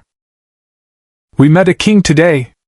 Not through conquest or political maneuvering, but through an accident of science that brought together two very different universes. In our brief time together, he demonstrated that leadership, true leadership, isn't about power or technology or resources. It's about standing for principles even when the cost is high. Especially then. 3 days passed. The Enterprise continued its mission along the neutral zone, cataloging subspace anomalies, monitoring Romulan activity, performing the routine work of Starfleet's flagship. But the crew carried the weight of unanswered questions, the uncertainty of Chala's fate lingering in quiet moments between duty shifts. Data worked obsessively on the encrypted message, running decryption algorithms through the night cycles when the bridge was staffed by Gamma shift. Geordi joined him when engineering allowed, the two of them attacking the problem from different angles. Data through pure computational analysis, Geordi through intuitive leaps about how Wakandan technology might structure information.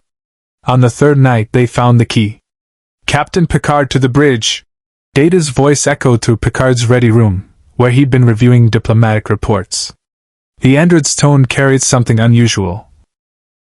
Excitement, perhaps, though Data rarely showed such emotion.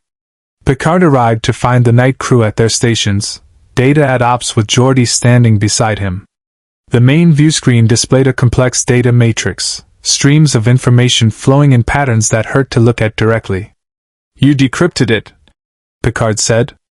The encryption was elegant, Data replied. Based on mathematical principles derived from vibranium's molecular structure.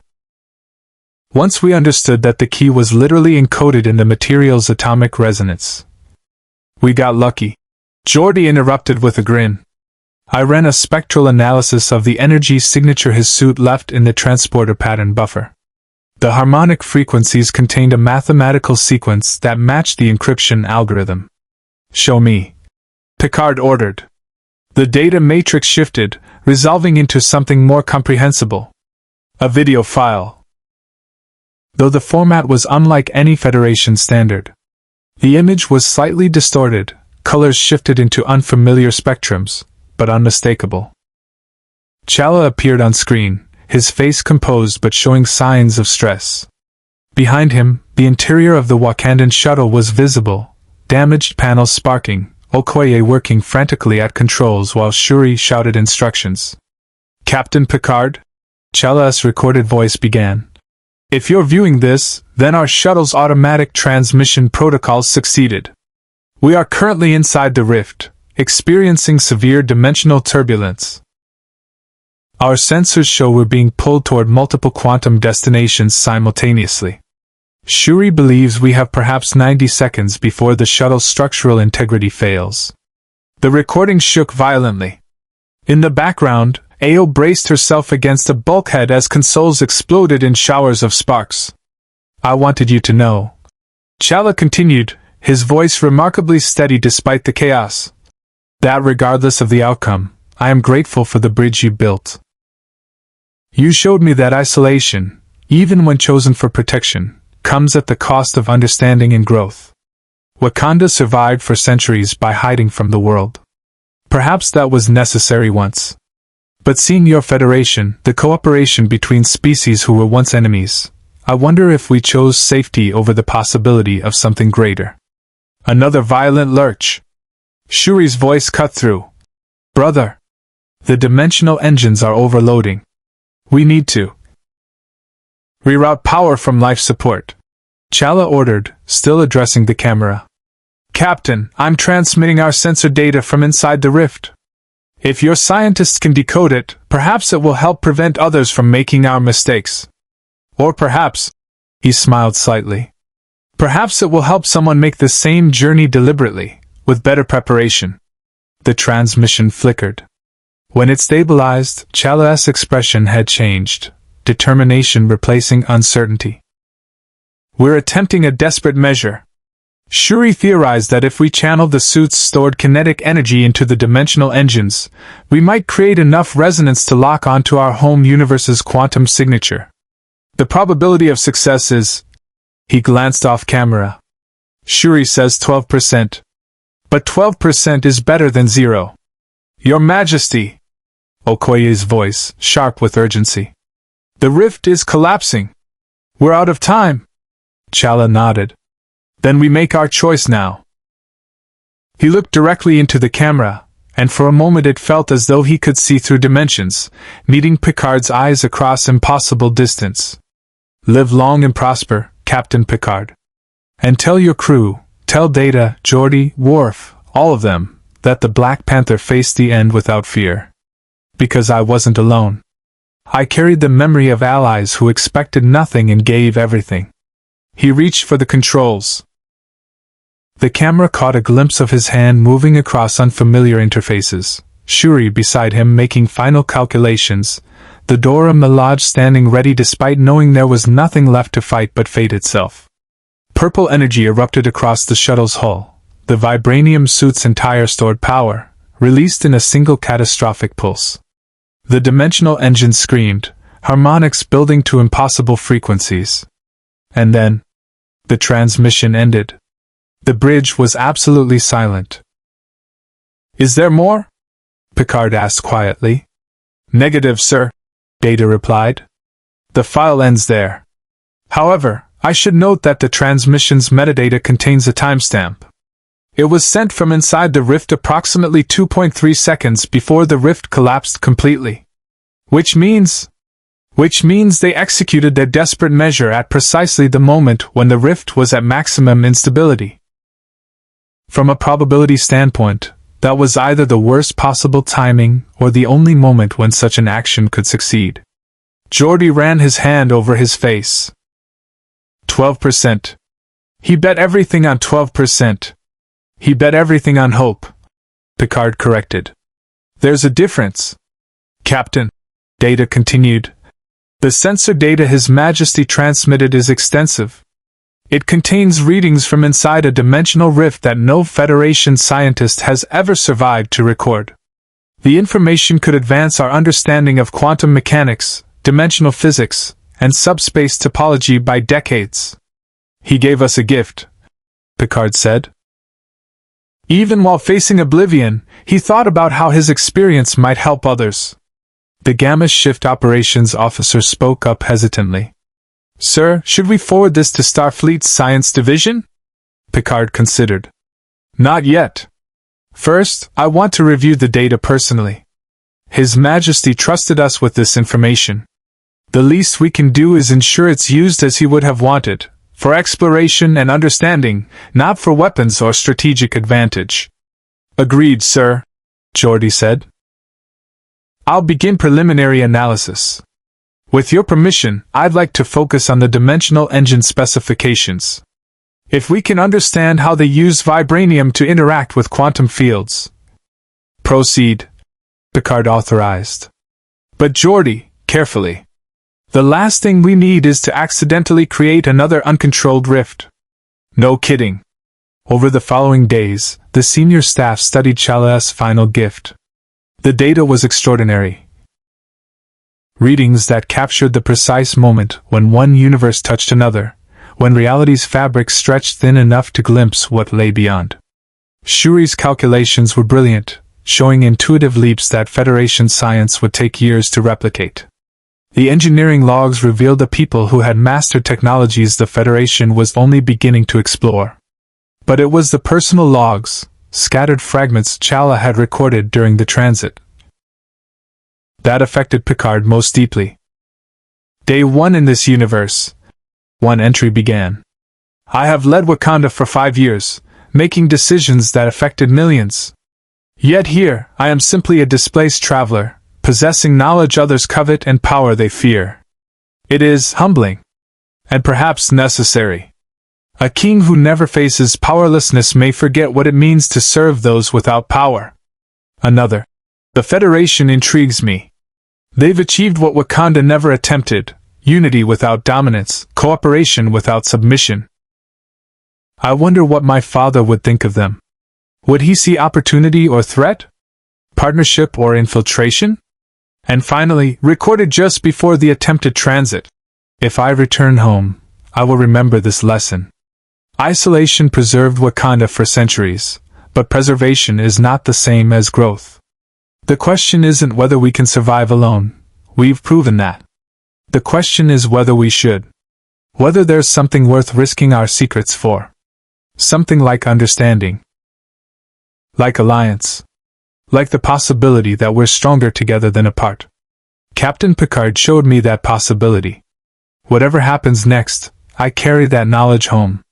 Or to whatever fate awaits. Picard sat in his ready room, the final log entry frozen on his terminal.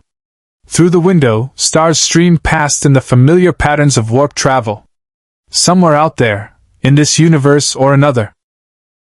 A king had made an impossible choice based on 12% probability and absolute conviction. The door chimed. Come, Picard said. Guinan entered, carrying a tray with 2 glasses and a bottle of Saurian brandy. She set them down without asking, poured 2 measures, and slid one across the desk. You're thinking about him, she said. It wasn't a question. I'm wondering if we'll ever know what happened, Picard admitted. If he made it home. If the 12% was enough. Guinan sipped her brandy thoughtfully. You know, in my experience traveling through time and space, I've learned that some questions aren't meant to be answered. They're meant to be carried. That's not very satisfying. No, she agreed. But it's honest. You gave him something important, Jean-Luc. A glimpse of what cooperation could look like. Whether he survived or not, he died, or lived, carrying that knowledge. That matters. Picard raised his glass. To Chala, King of Wakanda. The Black Panther. A leader who chose principle over expedience, even when the cost was everything. To Chala, Guinan echoed. They drank in companionable silence. Later, as Picard returned to the bridge for the evening shift, he found Data still at Ops, running simulations based on the Wakandan sensor data. Commander, shouldn't you be in maintenance cycle? Soon, sir. But I wanted to show you something. Data brought up a holographic display showing the rift's collapse, mapped in exquisite detail. Based on His Majesty's sensor readings and our own external observations, I've reconstructed the final moments of their transit. The hologram played out, the shuttle entering the rift, dimensional turbulence tearing at its hull, the desperate pulse of vibranium energy, and then, there, data froze the image. 0.007 seconds before the rift collapsed completely, there was a quantum resonance spike precisely matching the shuttle's energy signature. It lasted only an instant, but the harmonic frequency suggests successful dimensional phase lock. Meaning? Picard asked, hardly daring to hope. Meaning there is a 73% probability they successfully transited to their destination universe. The Enterprise orbited a Federation research station 3 weeks after Chala's departure, resupplying and transferring the encrypted Wakandan data to Starfleet's Science Division under strict protocols Picard had personally drafted.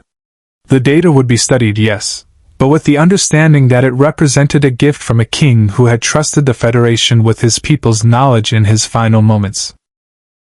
Picard stood in his ready room, reviewing the transfer authorizations, when his terminal chimed with an incoming priority message.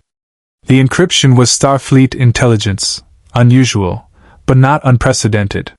He accepted the transmission. Admiral Nechayev's stern face appeared on screen. Captain Picard? I've been reviewing your reports regarding the Wakandan incident. Admiral. I trust the data transfer met with approval? It did. Though I'll note that several members of Starfleet Command questioned your decision to keep 3 Romulan warbirds and a Ferengi merchant vessel at bay while protecting an unknown entity with potentially weaponizable technology. His Majesty was a dignitary deserving of Federation protection. Picard replied evenly. The Prime Directive was clear on this matter. Nechayev's expression suggested she was debating whether to argue, then decided against it. Regardless, your actions have had interesting consequences. The Romulans have filed a formal complaint about Federation interference in neutral zones scientific research. The Ferengi are demanding compensation for destroyed sensor probes. And the Klingon High Council has apparently declared Commander Kolotha's defeat in single combat to be a matter of honor worthy of song. I take it the diplomatic fallout is manageable? Barely. But that's not why I'm contacting you. Nechayev's voice lowered. Captain, 3 hours ago, we detected unusual subspace readings in the same region where the original rift occurred. The phenomenon was brief, less than 30 seconds, but the energy signature matched the Wakandan dimensional transit. Picard's pulse quickened. Another rift? No. Something stranger. Nechayev transferred data to his terminal. A compressed subspace transmission. No vessel, no physical presence. Just information, broadcast at quantum frequencies we barely know how to detect.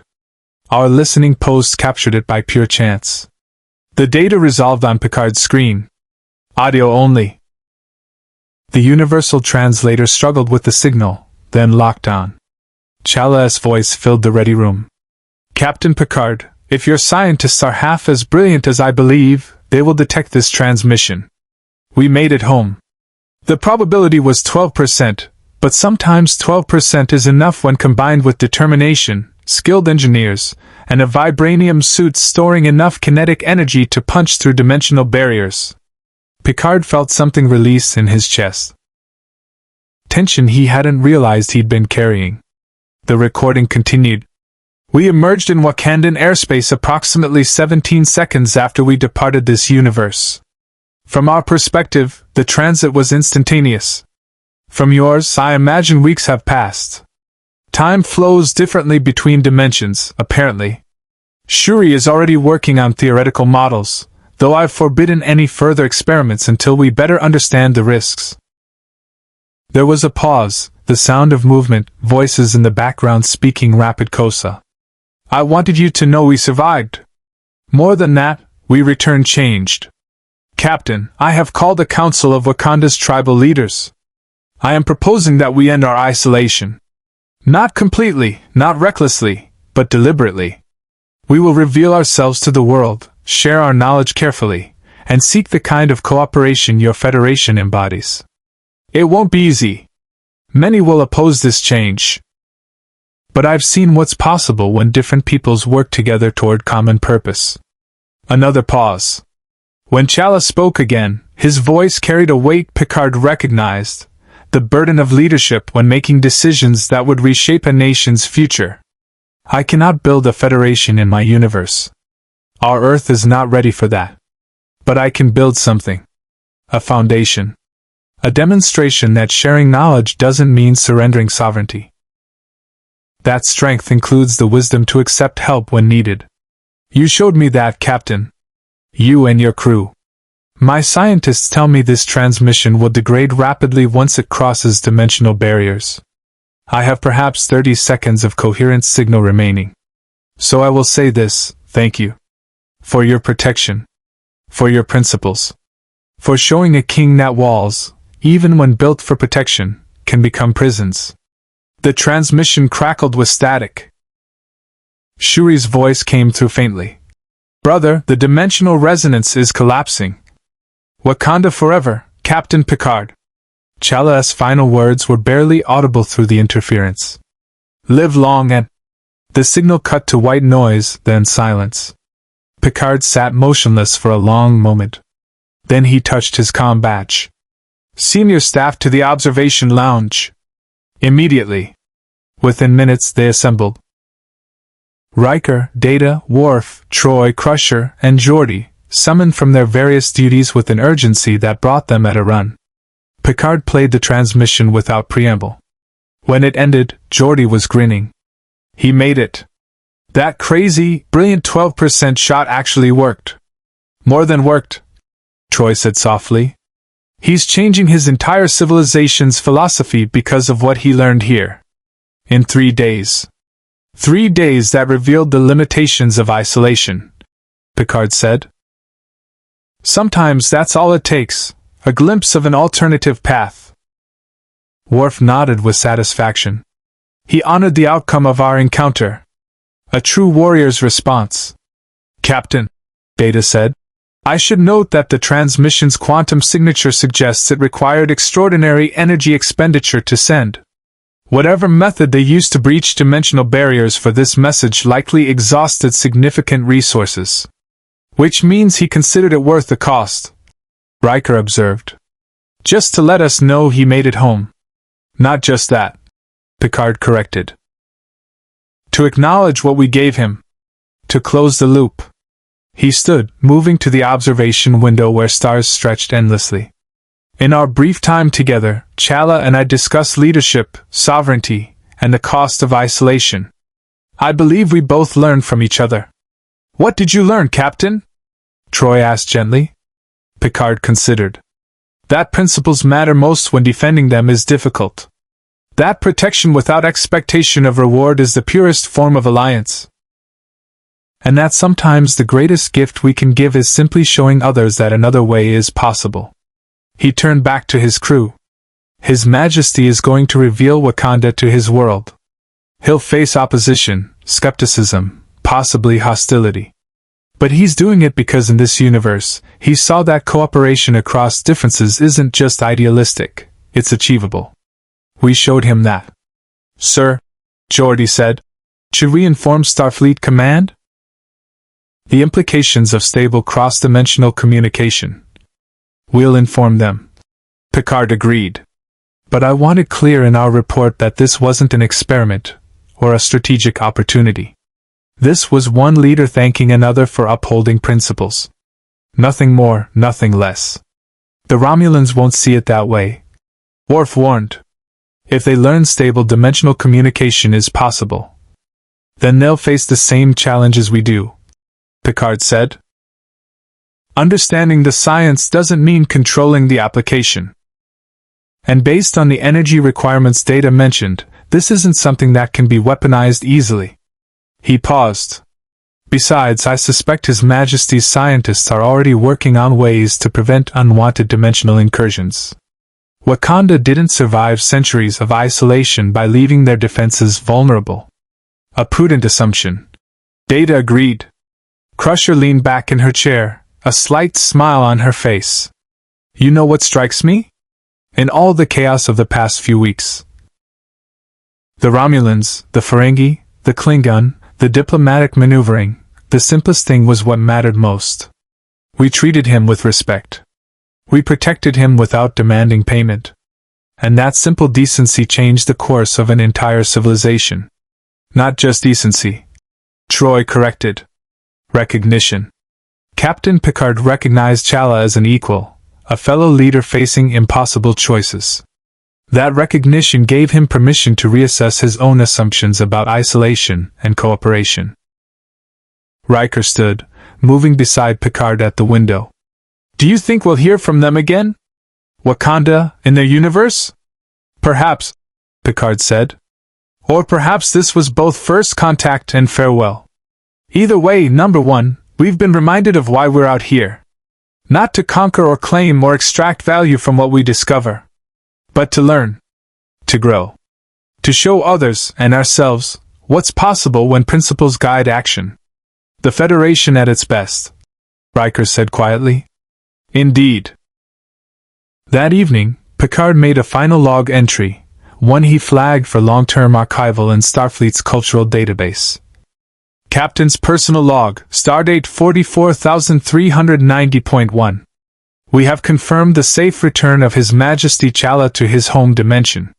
The encounter, though brief, demonstrated principles central to the Federation's founding: respect for sovereignty, protection without exploitation, and the belief that cooperation across differences strengthens all parties involved. His Majesty's decision to end Wakanda's isolation based partly on his observations of our crew represents a profound responsibility. We showed him one possible future, a federation of diverse worlds working toward common purpose. Whether his civilization achieves something similar remains to be seen. But the attempt itself, the willingness to risk change for the possibility of growth, honors the best of what we aspire to be.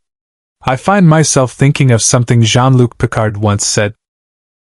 Though in this case, Chala said it better: in times of crisis, the wise build bridges while fools build barriers.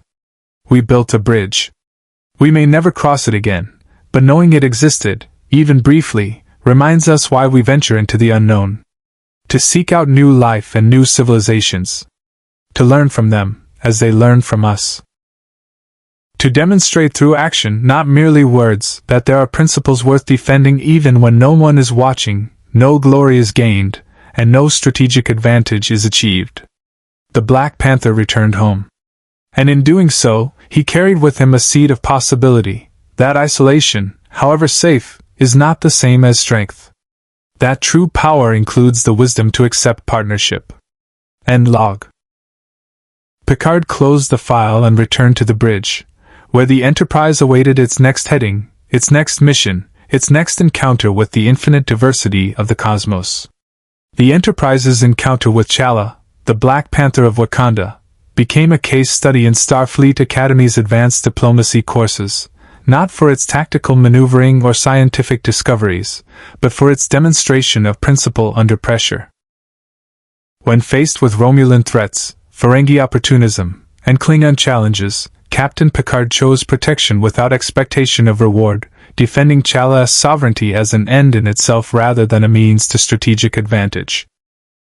The dimensional rift data Chala transmitted advanced Federation understanding of quantum mechanics by decades, leading to breakthroughs in subspace theory and laying groundwork for more stable transwarp experiments. But perhaps more significantly, his final transmission, sent at tremendous cost just to acknowledge the bridge that had been built, reminded Starfleet's explorers why they ventured into the unknown. In a universe that operates on laws of physics, cause and effect, entropy and order, the encounter demonstrated something that transcends scientific measurement: the power of recognition. Picard recognized Chala as a fellow leader, not a problem to be solved or an asset to be acquired. That simple act of respect gave a king the freedom to question his own assumptions about isolation and cooperation. Whether Chala succeeded in opening Wakanda to his world, whether his gamble on cooperation bore fruit or withered under opposition, these questions remain unanswered across the dimensional barrier. But the attempt itself, The willingness to risk everything on the possibility that wisdom includes accepting help stands as testament to what one brief encounter can achieve. The Black Panther returned home. The Enterprise sailed on. And somewhere between universes, in the quantum foam where realities touch, a bridge remained, not physical, not accessible, but real nonetheless. A reminder that the most profound connections aren't measured in dilithium or latinum or strategic advantage, but in the simple recognition that we're stronger together than apart. Live long and prosper. Hit the subscribe button for more interesting stories. Thank you for watching.